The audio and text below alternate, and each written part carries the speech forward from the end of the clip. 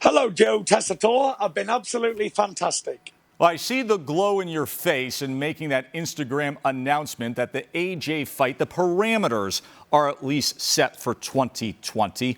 Why was it so important for you to get this done now, this early, and know the path you want to take towards having an undisputed heavyweight championship? I like to keep busy. I like to know what's coming up in my future. A lot of people say it's a big mistake to book fights in advance, but I never overlook an opponent. I always train really hard, and I always dedicate to the fighter I'm about to fight, not someone I'm about to fight in the future. So I will never take Deontay Wilder lightly, because I know what he holds in both hands, and I know how much damage he can do if he's given the opportunity. So I'm going to train really, really hard for Deontay Wilder. I'm going to put in a great performance, get him out the way, and then we move on and put Wilder to bed, and we move on to Joshua. Listen, I know, and we both know, being in the business for a long time, that you're never quite at the finish line of having everything totally complete. There's negotiations. You mentioned the fight with Wilder. He has a fight against Pulev. There are concerns always with everything coming together.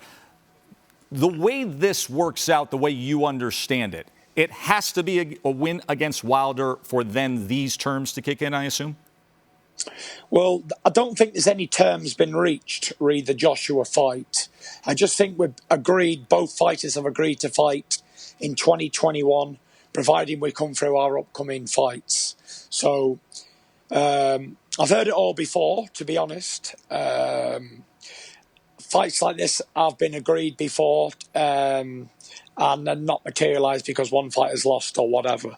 I've been in this situation before and it didn't happen the last time I was in this situation. So I'm not even going to concentrate on that fight at all. I'm only concentrating on the Bronze Bomber.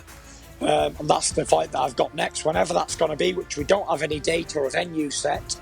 So I definitely can't look a year in advance when I can't see the future of this year.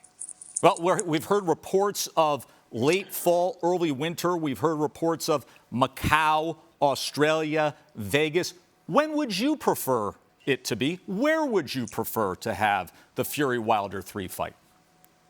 Well, I'd prefer it to be this Saturday coming, and I prefer it to be in the home of the Gypsy King, Las Vegas, Nevada.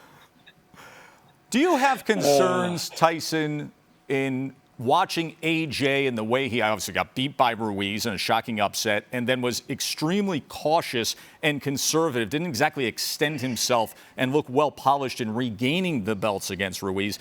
Do you have concerns that he could possibly lose to Pulev? I think he's got two mandatories, actually. I've read in the paper today that both mandatories are saying that they want their fight. He's got the IBF mandatory in Kubrat Pulev, who's a tough challenge for anybody. He's also a fellow top-rank ESPN guy, a very tough guy, very good, well-schooled guy.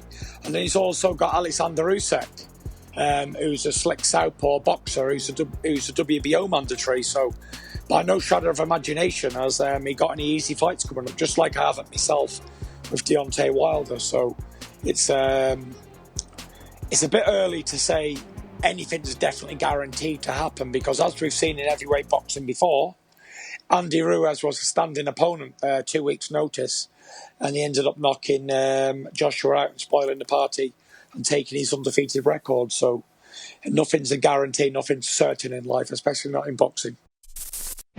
Thanks for watching ESPN on YouTube. For live streaming, sports, and premium content, subscribe to ESPN+.